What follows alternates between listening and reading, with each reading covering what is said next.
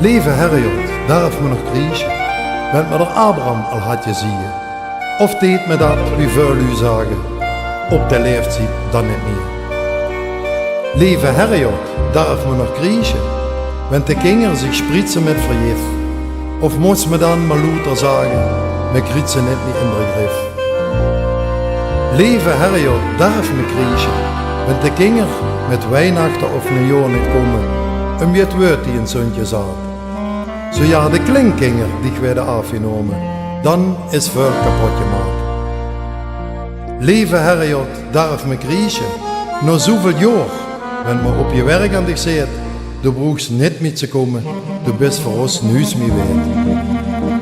Lieve Herrejot, darf me kriechen, voor alles wat niet meer is, wie oudere broer of schwester, en al dat schöns, wat me nun zo schrikkelijk mist.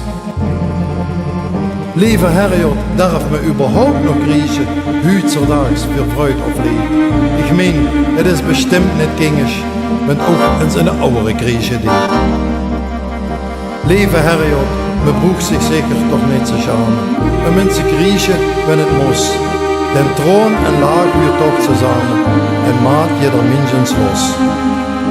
Lieve Herrejot, ook een oude daar vreugends kriechen, zeker nog zoveel jaar. Denn dan had het leven er voor mij te bijen, als wie me nog een kind geworden.